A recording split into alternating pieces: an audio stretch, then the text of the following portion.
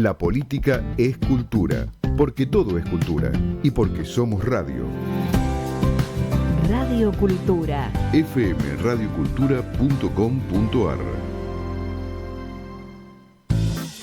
Al derecho y al revés, un programa de radio que aborda diferentes temas con una perspectiva amplia y siempre fomentando el debate respetuoso de posturas diversas.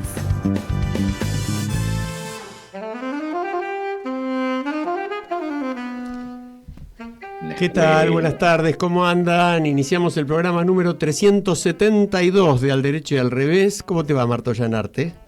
Muy bien, Alejandro Drukarov. Mercedes Jones, ¿cómo vas por ahí? Bueno, acá que estamos como en el colegio, ¿no? Que nos llamábamos por el apellido, pero tenemos un invitado especial que vos, Ale, vas a empezar a perfilar, a pincelar de qué se trata. Un placer y un lujo. Les recordamos a nuestros oyentes que nos pueden llamar al 3987-4117 o 3987-4118 o nos pueden también mandar WhatsApp al 11 5575 9133. Bueno, y tal como anunciamos, estamos con Gustavo Sierra. Gustavo, ¿cómo te va? Buenas tardes. Hola, ¿qué tal? ¿Cómo están todos? Un placer. Un placer tenerte Igualmente. con nosotros. Gustavo no necesita presentación verdaderamente y además tampoco tenemos tanto tiempo como para detenernos porque si lo presentamos en serio nos demanda la media hora de la charla, pero todos saben que es un periodista con muchísimos años de experiencia, corresponsal de guerra, enviado especial de Clarín, CNN, Univisión, Telemundo, NBC, cubrió las guerras de Afganistán, Irak, entró en Guantánamo, en fin. Es autor tiene una cantidad impresionante de premios, autor de varios libros y en particular autor de un último libro. Es decir, en realidad yo diría en particular, menciono dos. Uno que algo vamos a decir hoy, ya hemos charlado con él del tema, el de Sinaloa, Medellín, Rosario, porque nos preocupa hoy el tema dada la coyuntura reciente en Rosario en particular. Pero recientemente acaba de publicar una novela que nos pareció de sumo interés, Berliner, el vengador de Treblinka, y yo voy a empezar recomendándola, Marta. Sí. Pero además, acordate de agregar que llevó casi 10 años de investigación. Tal cual. Ese es un motivo muy válido. Es una novela, pero basada totalmente en hechos reales. Y le recomiendo a cada uno de nuestros oyentes que la lea, no solamente porque es profundamente conmovedora, muy intensa, muy fuerte, sino porque además trae a la luz temas que lamentablemente no se tratan como se debiera, porque si se trataran como se debiera, no pasarían algunas cosas que están pasando en el mundo. Pero ¿no? además, si él no hubiera hecho esta investigación, no se hubiera conocido la historia de este personaje que ya te estamos pidiendo que nos cuentes, Gustavo. ¿Quién es Meyer Berliner, Gustavo? Dale. Meyer Berliner era un inmigrante polaco en la Argentina, típico de los años 20, y estuvo acá en la Argentina 10 años o más, y vuelve en un momento a Polonia, queda confinado en el gueto de Varsovia, como el resto de los judíos polacos y de otros lugares que llevaban allí, de ahí a Treblinka, al campo de concentración, y en Treblinka se convierte en un héroe. En ese campo de concentración murieron 850.000 judíos y un solo oficial nazi, un solo nazi, y este fue el segundo comandante de Treblinka en ese momento que Meyer Berliner mata. Obviamente lo matan a él inmediatamente, pero él se convierte entonces en un referente de la resistencia y hay testigos de esto. Se escapa uno de ellos, vuelve a Varsovia y lo cuenta a la resistencia y ahí a un grupo particularmente que recopilaba estas historias, que luego ocultó en unos tachos de leche de estos de aluminio de 30 litros, creo que tenían, o 50 litros, que nosotros hemos visto en nuestra niñez en algún momento y se llevaban en trenes en todo el mundo, y que luego de los bombardeos y de la liberación de Varsovia aparecen allí 3 de los 4 tarros estos donde se habían ocultado las historias, y estaba la de Meyer Berliner. Bueno, esto, si bien no era demasiado conocido, pero estaba en los archivos de Yad Vashem y otras organizaciones que se dedican a esto en el mundo, particularmente en Estados Unidos, en Israel, a la divulgación de estos temas, un poco olvidado, pero ahí estaba. Una cuestión, Gustavo. Cuando él mata a este oficial nazi, es en el año 1942. Él vivía en Argentina y tenía su historia también en Argentina. No dejes de contarnos, por favor. Yo creo que eso iba. La historia de él en Argentina. Creo que eso iba. Ahora, antes de que cuentes la historia, Gustavo, yo le quiero hacer un comentario a la audiencia. La lectura del capítulo 1 del libro de Gustavo, además de que pone la piel de gallina todo el capítulo, lo que vos resumiste, hiciste muy bien, porque el programa tiene sus tiempos, sobre la fuga de este testigo que después cuenta la historia, solamente eso ya vale la novela, y eso que la novela es muy interesante en todo lo demás. Dale. Y a mí me parece importante también que Gustavo comente a la audiencia que estos 10 años que decía Marta, logró por ahí un documento de una integrante de las fuerzas policiales que relata esta etapa oscura acá en Argentina del héroe, y vos hacés comentarios muy importantes sobre la naturaleza humana cuando está en el límite entre la vida y la muerte, cosa que vos has vivido en diferentes experiencias y distintos países, ¿no? Como corresponsal de guerra. Sí. Este Meyer Berliner, que tiene esa faceta de héroe, tiene la otra faceta de villano, pero no se sabía nada, y es ahí donde estuve investigando y buscando durante 10 años en archivos de todo tipo, forma y medida, y después hasta que llego a un libro olvidado, obviamente, era un libro menor en muchos aspectos, del comisario Alzogaray, un Alzogaray de la familia famosa, una generación o dos antes, y había escrito un relato en el cual comentaba cómo había hecho para desbaratar la organización de la mafia de judíos polacos que traían chicas polacas engañadas a la Argentina y las prostituían en Buenos Aires, en Rosario, en Montevideo y también en Río de Janeiro. Entonces, allí en ese libro encuentro finalmente en la lista de los integrantes de esta organización, la Zwick Migdal, el nombre de Berliner. Y cuando empiezo a buscar, también ahí me da en ese libro la respuesta a por qué no había nada en los archivos, y es que ellos tenían un poder absoluto y con una enorme corrupción entonces en la Argentina.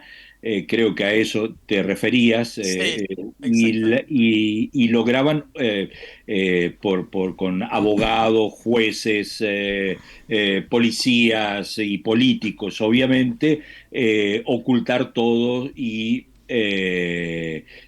hacer desaparecer cualquier antecedente que pudiera haber de cualquiera de estas personas. Y eso es lo que ocurrió. Entonces, ahí es donde yo tengo que ponerme a novelar un poco esto, porque no teníamos referencias exactas de lo que había ocurrido con Berliner. Sabíamos que estaba ahí, y bueno, para describiendo lo que descubrí o supe o estudié sobre la Zwick Migdal y la época, entonces lo pongo en lo que era el centro de la prostitución, que era el barrio de Pichincha en Rosario, un barrio emblemático prostibulario, tanto que los marinos mercantes de esa época que venían... Rosario, volviendo a la referencia que hacías, Alejandro, era ya entonces el gran centro de salida de los granos y la carne argentina. Entonces, era un puerto donde llegaban los barcos mercantes de todo el mundo y, como te decía, los marinos estaban muy contentos porque se iban a pasar 2 semanas en los prostíbulos, ¿no? Entonces, esto... mostraba también un centro de corrupción muy grande y cultural importante, en el sentido de qué es lo que hacía esta sociedad que llenaba un tren todos los sábados a la noche en Retiro, o el sábado a la tarde, y salía de Retiro hacia Rosario lleno de hombres que iban a los prostíbulos y volvían el domingo a la mañana en otro tren especial, etcétera, etcétera. Entonces, ahora, Gustavo, por un lado, la corrupción general, por otro lado, este Rosario que siempre fue igual, y te cuento esto que creo que te marca un poco y que te trae los dos temas que vos tenías en mente, y es que el comisario Alzogaray creía que se debía todo a una corrupción que se había creado en los fines del segundo gobierno de Irigoyen, y que el golpe de Estado de Uriburu en el 30 iba a solucionar todos estos problemas, y él en ese sentido va adelante con la investigación en ese momento y demás. Y la primer llamada que recibe para que deje de investigar, antes de que lo exoneren obviamente de la policía y lo mandan, termina en un pueblo en la provincia de Buenos Aires sin cargo, sin nada. Esa primera llamada proviene del secretario general de la presidencia de Uriburu, diciendo que el general Uriburu estaría muy complacido de que usted termine con esta investigación, ¿no? Gustavo, entonces, esto te muestra esta Argentina como yo creo que te traza algo de nuestra sociedad en todos estos años, más allá del personaje Berliner y la acción heroica de Berliner. Una pregunta, ¿pudiste saber por qué decide él ir con su familia de visita a Varsovia en plena guerra? Sí, bueno, porque está escapando, ¿no? De acá, escapa, claro. Okay. Escapa, ¿no? O sea, las preguntas que vos te haces son las mismas preguntas que yo me hice. ¿Cómo puede ser que este tipo vaya a parar ahí? Pero además un hombre primero con un entrenamiento y con una calle, con mucha calle, claro. Obviamente, y que se sabía manejar muy, muy bien, ¿no? Si había surcado las aguas de la mafia, podía surcar unas cuantas en el mundo. ¿Y por qué termina ahí? Y es la única explicación que yo tengo es esa, o sea, primero escapan a Uruguay, ahí también los persiguen, siguen a Río de Janeiro, y ahí me encuentro con una serie de relatos de hechos violentos, de ajuste de cuentas entre mafiosos de la Ciudad Migdal, que me encuentro en diferentes relatos, pero en la prensa brasileña del momento, por ejemplo, en la investigación de 3 agentes estadounidenses que trabajaban en ese momento para el Club de las Naciones, para que el antecedente de Naciones Unidas. Entonces, allí estaba la esencia de por qué no se queda tampoco ahí, no puede. Termina él también protagonizando un hecho violento. Bueno, termina en Polonia, y en una Polonia que ya no, si él ya hacía tiempo que se había ido y que era de un pueblo, etcétera, que yo describo ahí los pueblos a través de los Muy relatos interesantes. que encontré de gente que vivía en esos pueblos y que están, como eran pueblos segregados absolutamente, son relatos de ciudad, de gente, de judíos que te dan una pintura de la vida diaria, ¿no? ¿Qué es lo que utilizo yo para poder reproducir todo esto? No la tengo de otra manera. Claro. No, Ahora, yo ahí sería te, casi imposible porque la guerra terminó con absolutamente todos estos pueblos. claro, te llevo ahí lo que Mercedes mencionaba. Hay una frase tuya muy fuerte. En mis años de corresponsal de guerra aprendí que el ser humano está en su estado más puro cuando camina por la muy delgada línea que separa la vida de la muerte. Y decís con toda razón que Berliner muestra al ser humano en su estado más auténtico.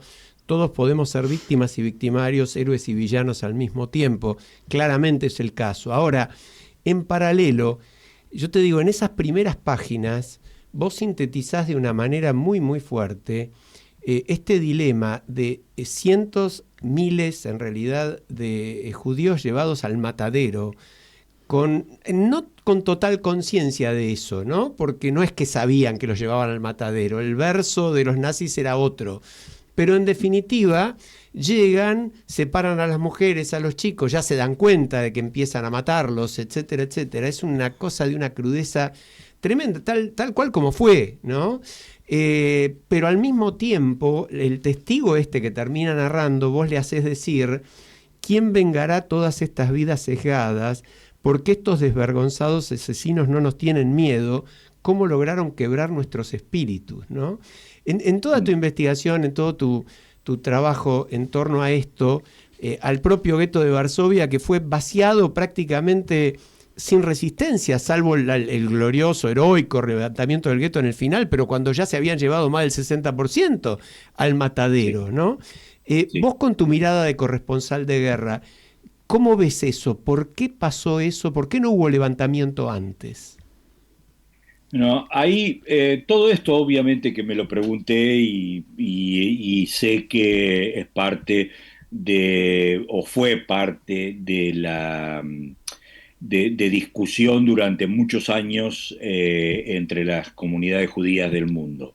Ahora, si vos tomás un poco de distancia y lo observás como otra guerra, había mucha gente, de acuerdo a los testigos, que sabía lo que estaba sucediendo. Por ejemplo, empezaron a ver que los trenes iban llenos de gente y no iban demasiado lejos, porque supuestamente los estaban llevando fuera de Polonia, bastante lejos supuestamente. Regresaban en cuestión de horas, regresaban con una cantidad muy grande de valijas, como ya sabemos, ropa, etcétera, etcétera.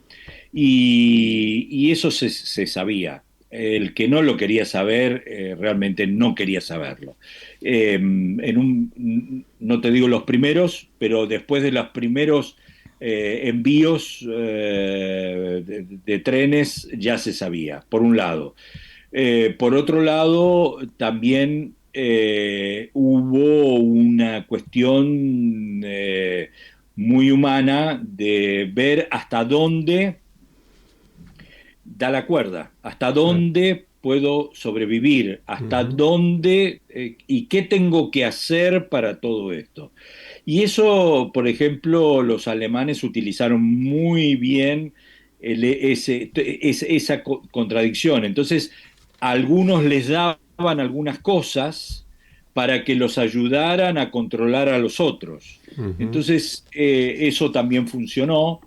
Y los gobiernos que hubo interinos allí, judíos, también en cierta manera jugaron alrededor de esto, más allá de lo que ya sabemos, que es que muchos rabinos decían que no, sea, le decían a la gente, no hay que resistirse, no hay que resistirse. Gustavo. Y esto está en los testimonios, si vos lees, todo esto aparece. Gustavo, vos decís que ahora solo querés ocuparte o abordar historias épicas, pero yo te quiero llevar a tu época de corresponsal, cuando haces referencia a los distintos momentos horribles que cubriste, tanto en Afganistán, Ucrania, Irak, y lo que decís en algún momento que más te impactó fue la guerra en Irak. ¿Algo podés decirnos de eso? ¿Por qué más esa que otras? Ahora lo veo todo, como te podés imaginar, con una distancia de 20 años. Y bueno, la verdad es que ahí lo que pasó es que viví unas situaciones muy difíciles, muy cercanas, ¿no? Mataron a compañeros míos al lado mío y empiezan a aparecer todas esas cosas que después entendí a través de la terapia, etcétera, etcétera, que tienen que ver con si le tocó a él, el próximo soy yo, o por qué a mí, por qué a él y no a mí, ¿no?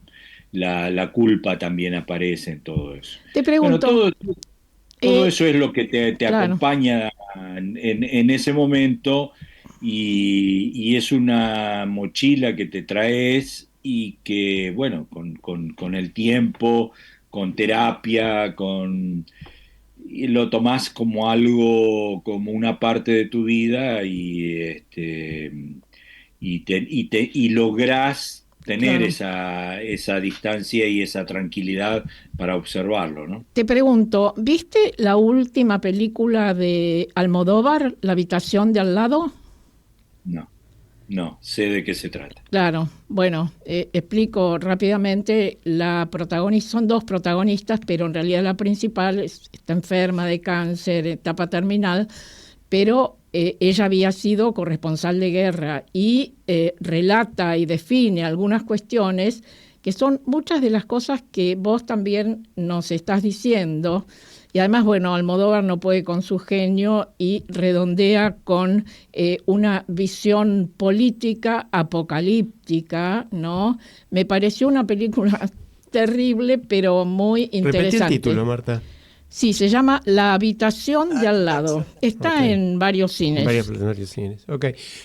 Gustavo, perdón, Mercedes, que me anticipo, pero ahora pregúntale vos. No, quería empezar con lo internacional. Por eso, yo quería tenerlo a Gustavo unos días después de las elecciones en Estados Unidos y Marta mencionó apocalíptico.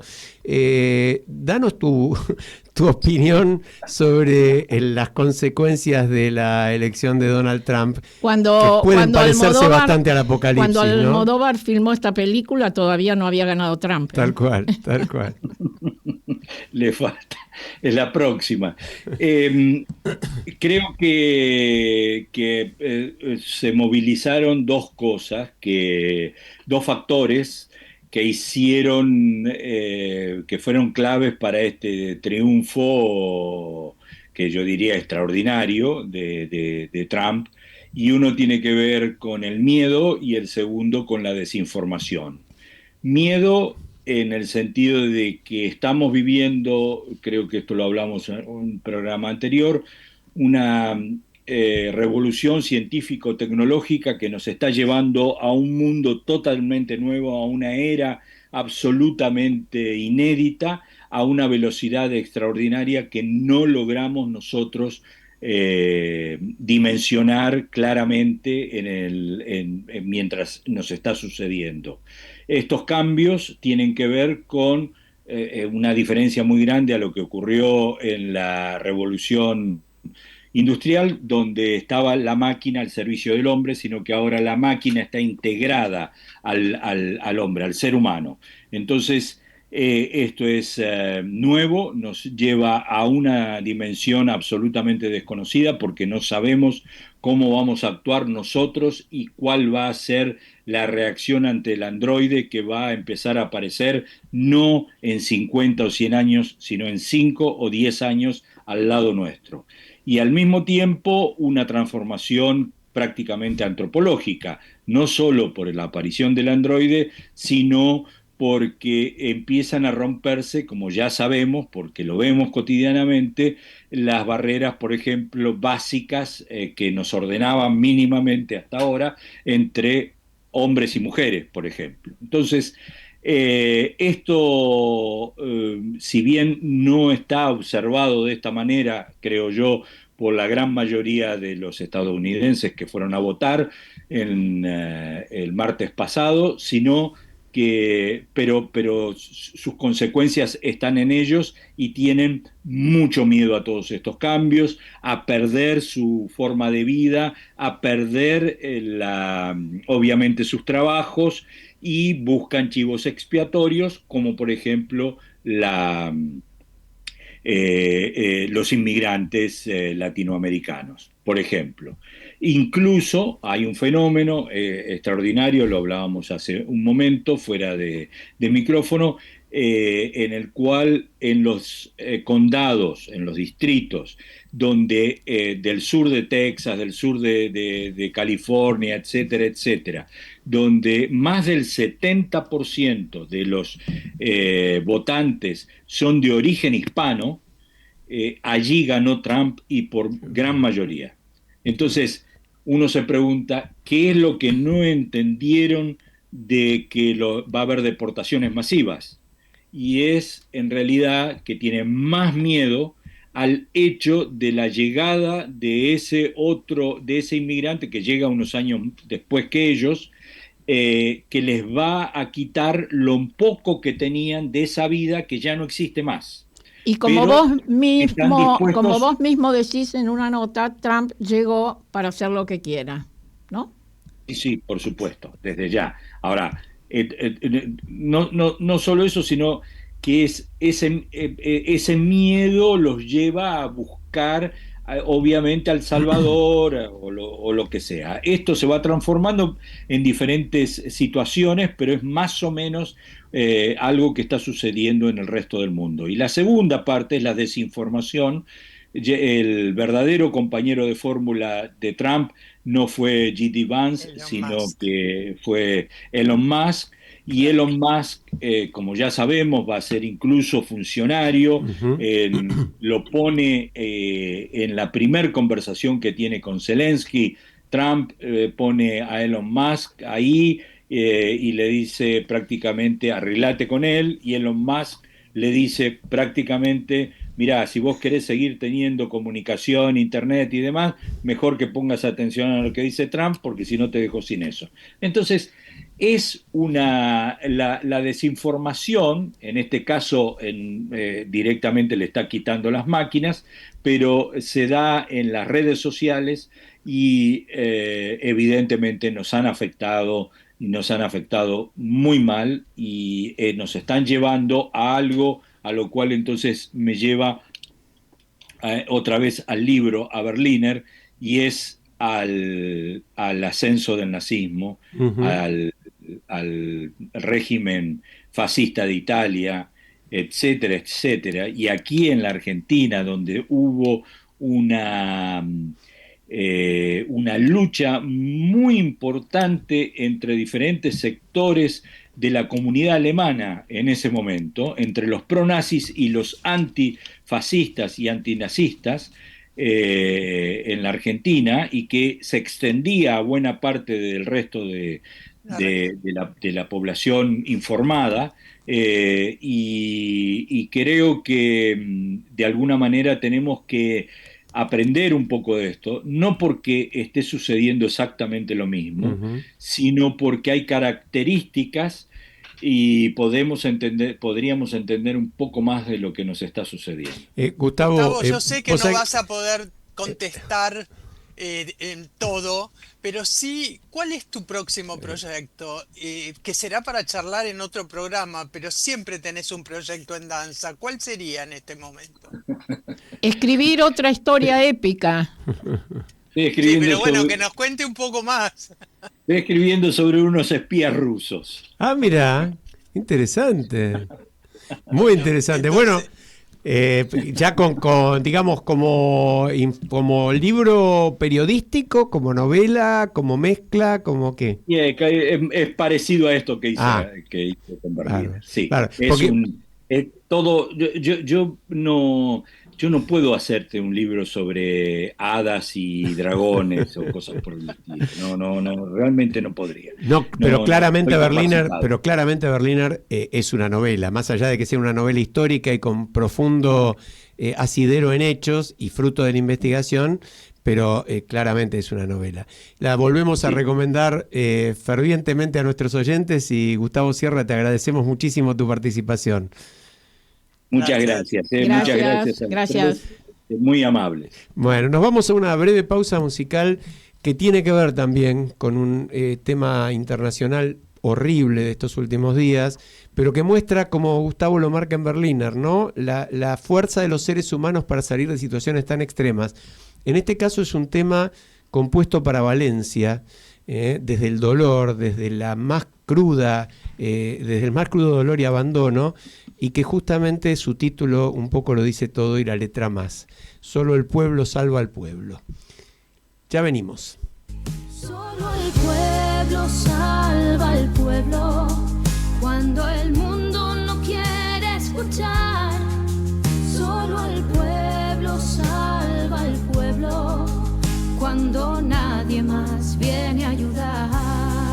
Pero al final, cuando el sol surgió y la gente en las calles unidas salió con sus manos tendidas en medio del mar, como un río de fuerza sin final.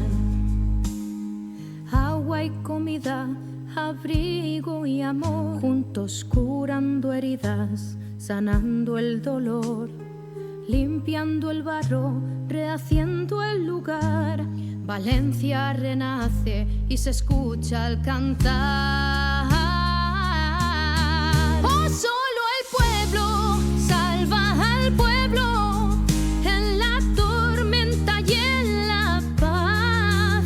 Solo el pueblo salva al pueblo cuando hay que volver a empezar.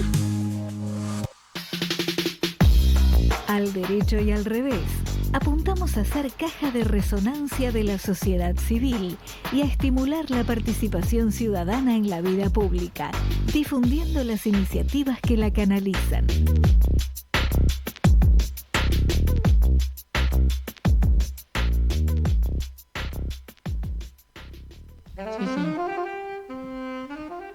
Estamos de vuelta.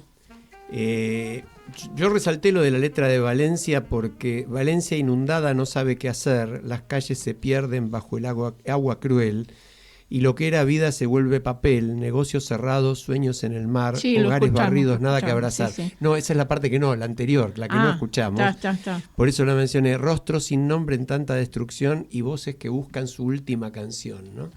Una canción compuesta por 3 valencianos en poquísimos días y lanzada para recaudar fondos para la tragedia, ¿no? Sí, está circulando en YouTube y en las redes. Tal Es cual. importante verlo Tal cual. para seguir tomando conciencia de lo que nos espera si no nos ocupamos del cambio climático. Exacto. Y además sumar un pequeño óvulo que uno pone al ver la misma canción en YouTube, ¿No? Sí. de alguna manera también está contribuyendo.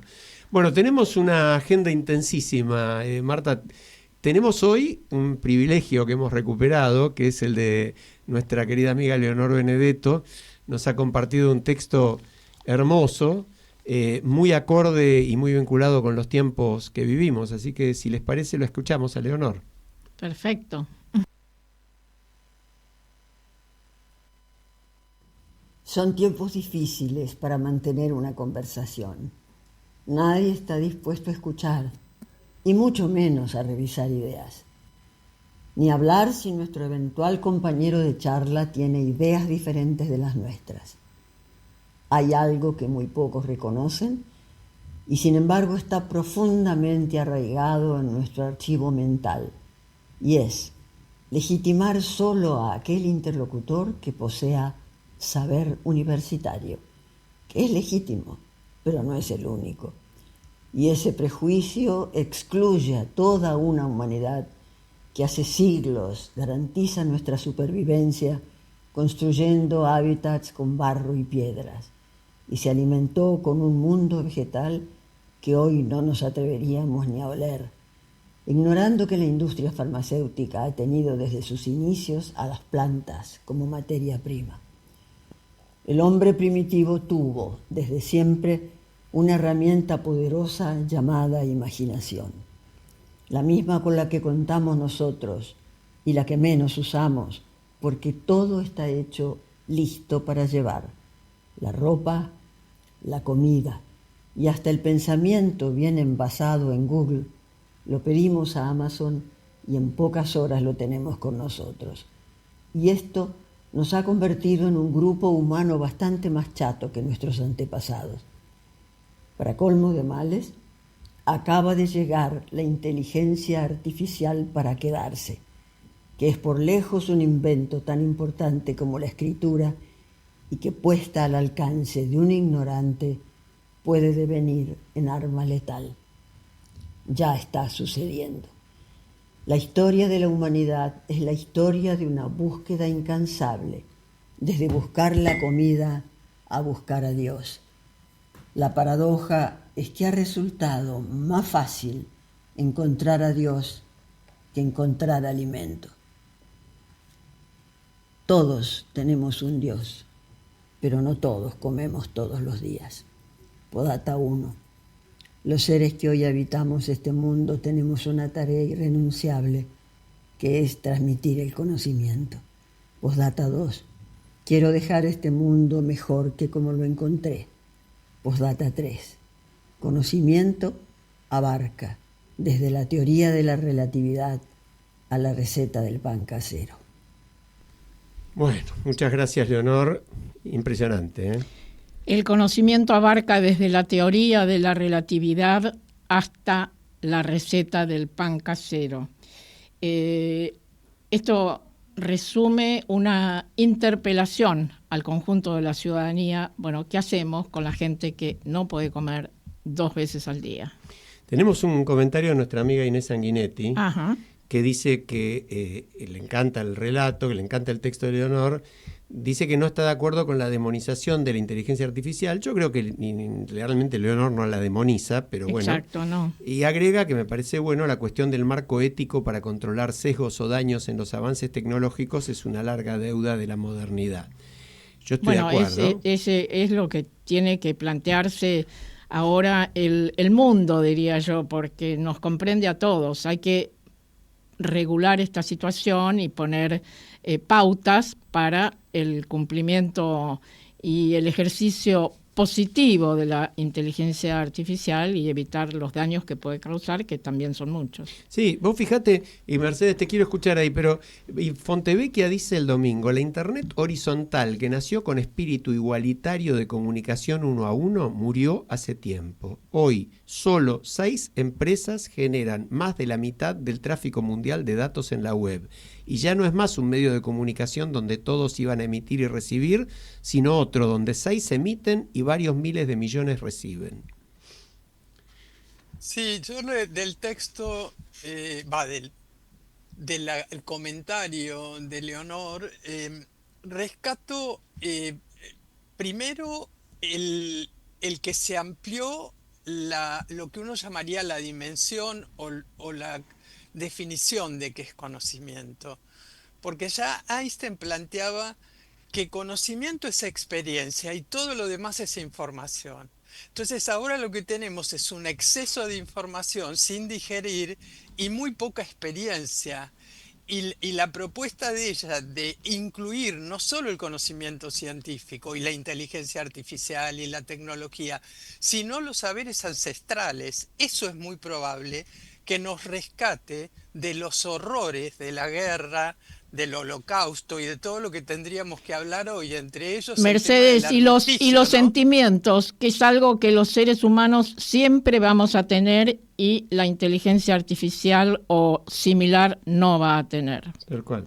Pero la inteligencia artificial, como dice Leonor, y por ahí enfatiza que no está sucediendo, está generando problemas, pero no es algo que por generar problemas tenemos que dejar de gestionarla, ¿no? Todo lo contrario. El problema es la concentración. Es un avance enorme, ¿no? El problema, creo que como siempre, es la concentración, ¿no? La concentración del poder en muy pocas manos, que hace que semejantes herramientas tecnológicas en manos de muy pocos, bueno, ahí viene el problema, ¿no?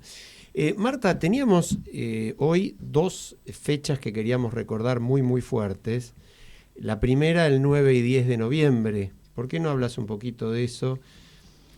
Bueno, 9-10 de noviembre de 1938, la Noche de los Cristales Rotos, que tiene mucho que ver con lo que hablábamos también con Gustavo Sierra, nuestro invitado, que fue una serie de linchamientos y ataques combinados ocurridos en la Alemania nazi, también en Austria, llevados a cabo contra ciudadanos por las tropas de asalto junto con población civil. Sí, Esto es terrible, mientras las autoridades alemanas observaban sin intervenir. Este es el mayor pogrom de la historia, ¿no? Sí, terrible. Sí. Y el punto de partida del holocausto, de alguna manera, ¿no? Sí, y después tenemos, bueno, otra efemérides del 9 de noviembre de 1989, si bien es 11 hoy, pero mencionemos esto, la caída del muro de Berlín. Impresionante. Y yo te comentaba en la previa que casualmente estuve allí un par de días después de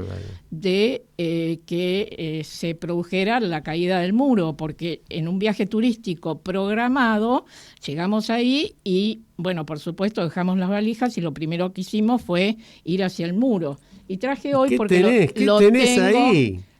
Lo tengo en un estante de mi biblioteca. Atención, los oyentes, miren. Como este es un programa de radio que se ve, estos son trozos de muro que no compré porque ya estaban ahí algunos revendedores de trozos de muro. No, había otras personas que te entregaban un pico y vos podías golpear y sacar trozos de muro. Esto lo saqué yo. Y yo no podía creer el momento que estaba viviendo. Y además, a los 2 días después, cruzamos al otro lado, cruzamos a Berlín Oriental, y era impresionante ver la diferencia, la sordidez de esas calles, de esas avenidas anchísimas donde se hacían desfiles militares imponentes, con el otro lado, el occidental, lleno de color, de alegría, etcétera. Bueno, no podía dejar de mencionar esto y además esto es uno de mis tesoros. Sí, es parte, no, además haber estado ahí en ese momento, sí. ¿No? Lo que fue la caída en el momento como efecto de un movimiento popular impresionante. Y hoy uno va a Berlín y tiene... Solo el pueblo salva al pueblo, como dice la canción que pasamos. Pero hoy tenés que buscar lo que llaman ellos la cicatriz, que es la hilera como de cerámicos que hay marcando dónde estaba, porque no tenés la menor idea de dónde pasaba el muro si no te lo explican. Y al mismo tiempo, marquemos la otra cosa, a 86 años de la Noche de los Cristales, a tan pocos tiempo de una de las masacres más espantosas de la historia, si no la peor, bueno, ganan partidos neonazis en localidades alemanas, ¿no? Muy significativas, no en localidades, en provincias. Hoy a la mañana estaba mirando unos minutos televisión y me enteré que hoy es, bueno, lo sabemos todos, 11 de noviembre, y a las 11 de la mañana los países aliados firmaron el armisticio que terminó con la Primera Guerra Mundial. Y yo me preguntaba varias veces por qué los ingleses llevan una flor roja en la solapa de los sacos y de la ropa, y es símbolo para honrar las víctimas de la guerra. O sea, creo que se dan sincrónicamente varias fechas muy emblemáticas de cómo la humanidad termina procesos históricos terribles y los conmemora, ¿no? Como un logro. Terminar con una guerra como esa no impidió la segunda, pero por lo menos hubo esta intencionalidad de dialogar y de empezar a reconstruir aquello que se había destrozado con la Primera Guerra. Sí, esperemos verdaderamente que no haya tercera, ¿no? Porque si seguíamos hablando con Gustavo Sierra, nos hubiera contado... Escuchemos ahora a nuestro amigo... Sí. Claro, vamos a seguir Marcelo. charlando del tema, claro, lo escuchamos primero a Marcelo que es muy interesante escucharlo a Marcelo después de haberlo escuchado a Gustavo claro también, que sí, ¿no? por eso te decía. Marcelo de Se Jesús... complementa, sí. Tal cual, Marcelo de Jesús desde Washington y su informe el día después de las elecciones. Hola Alejandro, Marta, Mercedes, Carlos. ¿Qué semana en Estados Unidos? No solo tuvimos elecciones, sino también qué resultados. Pero aprovechando que esta columna estuvo como observador en un centro de votación en Washington, es interesante primero describir cómo se vota. En general, todos los estados abren la posibilidad de ir a votar en forma personal antes del día de la elección. También se permite votar por correo. En este caso, el requisito es que la carta esté sellada por el correo al menos hasta el mismo día de la elección. Y finalmente se puede ir a votar ese día, aunque recordemos que no es feriado nacional, pero los centros de votación están abiertos más o menos 12 horas o más. La primera peculiaridad: uno puede votar en cualquier centro de votación dentro del estado. En el centro de Washington, al que concurrió esta columna, había una enorme cola de gente joven para votar, porque justo allí están dos universidades, la de Georgetown y la de George Washington University. Pero, por contraste, eso hace que algunos lugares estén casi vacíos. Segunda peculiaridad: en muchos estados no se puede pedir documento de identidad. Uno concurre al lugar, dice su nombre y domicilio, y eso es suficiente. Y el oficial que pida un documento puede ser sancionado. En general hay dos formas de votación: llenando una papeleta única para todos los candidatos, o bien completar los datos en una máquina que luego lo imprime. Sea el voto en papel o con la impresión de la computadora, se lleva a un escáner para escanear el voto y luego se deja el papel como resguardo. Tercera peculiaridad: los votos no se cuentan en el mismo lugar de votación. Un camión oficial recoge los votos sin perjuicio de que el conteo lo hace la máquina. Y no todos los estados tienen el sistema de computadora. Bien, veamos los resultados. La primera sorpresa es que Trump ganó con el voto popular. En 2020, Biden había ganado el voto popular como el colegio electoral, pero ahora Trump dio vuelta a esos números y triunfó con más de 4,5 millones de votos, un resultado más que significativo. No solo eso, Trump ganó también en todos los estados que estaban dudosos. En otras palabras, el triunfo fue muy claro. El Partido Republicano también ganó el control del Senado, y si bien no está definida la Cámara de Representantes, los republicanos vienen liderando el conteo. Y llegamos al análisis. Creo que la columna del 28 de octubre, y con perdón de la autorreferencia, puede explicar las razones de la derrota demócrata. En aquella columna cito: una cuestión preocupante para Kamala Harris es que no está teniendo todo el apoyo de los hombres negros y latinos que se esperaba y que respaldaron a Biden en 2020. Cierro la cita. Y así fue. Si bien Kamala Harris ganó en los grupos demográficos afines, en algunos casos la ventaja fue la mitad de la que Biden o Hillary Clinton habían obtenido. Y ahora empiezan las recriminaciones e intentos de explicaciones. Pero para esta columna, el problema demócrata no eran las personas, sino la agenda del partido. Volvamos a la columna del 28 de octubre. Cito: por su parte, Kamala Harris sigue hablando de resguardar el aborto y la libertad del cuerpo para las mujeres. Veremos cómo le va. En una encuesta de la semana pasada, el principal tema para los votantes era la cuestión económica, con el 28%. En cambio, el aborto y la inmigración están segundos con 15% cada uno. Cierro cita. Para esta columna, la agenda demócrata era complicada porque la gente con problemas económicos no come con los derechos reproductivos. No solo eso, muchos latinos son cristianos y no están muy inclinados al aborto. La agenda del cambio climático puede ser muy importante, pero entre salvar las generaciones futuras y comer a la noche, la opción para la gente humilde es clara. La gente compró el cuento de la Cenicienta versión Trump, que tendrá mejores salarios y más trabajo. En un par de meses veremos cómo se desarrolla esta otra historia. Los dejo hasta nuestra próxima columna. Gracias, Marcelo. Como siempre, separando información de opinión Muy buena columna, interesantísimo el tema de cómo se desarrolla la elección en sí.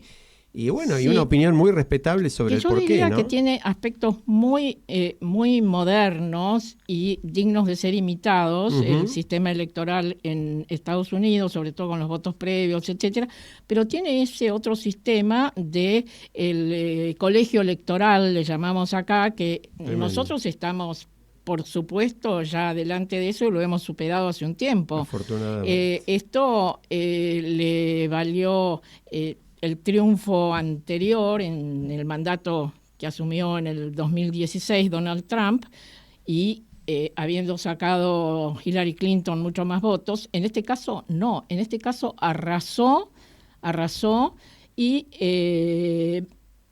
como algún comentarista decía, en el mandato anterior ganó como un outsider, ahora triunfa como un extremista y tiene todo el poder, tiene todo el poder, él mismo desde el Ejecutivo, las dos cámaras, el Poder Judicial y, Sí, designada la su- mitad de la corte por él. y su socio, Sí, sí. Elon Musk. Sí. Sí, Yo creo que creo son... igual que Dale. que hay que seguir indagando el por qué o el para qué, diría el doctor Fernando Ulloa, más que el por qué, el para qué están sucediendo y se está votando de esta manera, porque es un fenómeno global. Y los Milei, Bolsonaro, Trump forman parte de una reacción que en otras épocas uno veía en los grandes dictadores de América Latina, por ejemplo. Así que mirando global, uno se sigue planteando esto que en el programa, y hace unos minutos lo dijimos, esta cuestión de la inequidad y lo que se planteaba, no mucha gente come 4 veces por día en nuestros Ujú, países. ujú. Eso va en contra de cualquier argumentación ideológica o conceptual. Es Así que cierto, nada, si el creo que es un resultado, tema. si el Claro. resultado de cualquier gestión, después de pasado un tiempo determinado, en la Argentina, no sé, los últimos 20 años, en Estados Unidos, lo dijimos en el programa anterior, en los últimos 60 el cambio casi insignificante de los ingresos de más de la mitad de la población y en cambio el incremento brutal de las capas muy, muy ricas. Bueno, al cabo la gente vota en contra de eso y por ahí, bueno, se equivocará o no, cada uno pensará. Yo nunca fui partidario de pensar que el pueblo no se equivoca, creo que todos nos equivocamos, la mayoría se equivoca, la minoría se equivoca. El problema es que, como dijo Mercedes, y eso me interesa que lo charlemos también, por ahí en este programa no tenemos tanto tiempo, ¿cuáles pueden ser las consecuencias para la democracia como régimen que sigue siendo lo menos malo, como dijo Churchill? Él ya lo planteó apenas asumió, que por un tiempo va a ser un dictador. Dictadura y democracia se dan de patadas. ¿Y por un tiempo hasta que se muera será, Y Marta? por otra, esperemos que no. Y por otra parte, pensemos que, y lo han dicho muchos analistas políticos, Argentina importa poco en este proceso. Es así. Vamos a recibir seguramente cantidad de cimbronazos de lo malo, pero muy poco de lo bueno. Lo lógico sería eso, y lo lógico sería que en un breve análisis... hoy escuché una entrevista, estaba Sturzenegger, el ministro, en Radio Mitre. Yo venía viajando, y en un momento dado le dijeron, bueno, pero lo que plantea Trump desde el punto de vista económico es sustancialmente distinto. Y bueno, hizo mutis por el foro, cambió de tema y no dijo nada.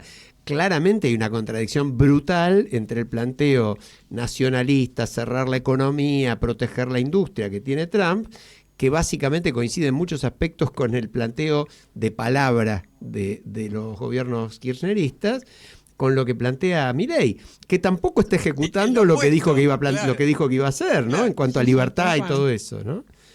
Igual América Latina no está en la foto con Trump. No está. Los periodistas plantean, más allá de una palmada en la espalda de Milei o de Bukele, no estamos generando ninguna pincelada a favor de la región y menos de Argentina. No hay allí, bueno, es negativo la propuesta de concentración terrible de poder para cualquier democracia, para los Estados Unidos igual. pero quizás hay alguna alternativa para países como los nuestros. Eso tampoco va a pasar. Ojo que acá también vamos por esa senda, en teoría, con las ideas de algunos como Santiago Caputo, por lo que dicen los editoriales de todos los diarios importantes de este fin de semana, pensando ya hasta en una reforma de la Constitución si ganan las elecciones del año que viene, ¿no? Es como que... ¿no? ¿Se acuerdan de una frase? ¿Alguien dijo vamos por todo? ¿No? Sí. Y me parece que estamos... Sí, claro. No lo digo yo, no soy original. Los columnistas de La Nación y de Clarín dijeron eso este fin de semana. Sí, sí. Quiero marcar una diferencia en relación a la institucionalidad. Todo esto que está pasando en Estados Unidos con Trump como futuro presidente es terrible, pero la institucionalidad es respetada. Biden lo convocó al tener una reunión en el Salón Oval para hablar de cómo va a ser el traspaso del mando de las funciones, etcétera. Recordemos que acá algunos presidentes no le han recibido... Algunos no se han ido cuando tenían que entregar el bastón de mando, ¿no? Sí. Hablando de eso, no de eso, pero de la persona que mencionaste, pasado mañana se va a conocer una sentencia de suma importancia, ¿no? La comentaremos la semana próxima en la causa en la que está condenada en primera por el Tribunal Oral a 6 años de prisión Cristina Fernández de Kirchner por graves actos de corrupción. Va a haber sentencia de casación. Sí, y veremos qué pasa en la sesión de esta semana con el rechazo del decreto sobre los... es decir, el decreto del presidente Milei, si se rechaza o no. Tal cual, sí, todo el tema de los DNU que sigue dando vueltas. Son varios frentes que tiene el gobierno al mismo tiempo. Lamentablemente no tenemos tiempo, nos están echando. Ahí está Fede Politi haciendo señas desesperadas. Leo Justi lo acompaña, ya que no los habíamos nombrado, los nombramos ahora y les agradecemos. Y nos vamos como siempre con el queridísimo Nano Serrat. Hasta la semana que viene, un abrazo. Chao. Cuéntale a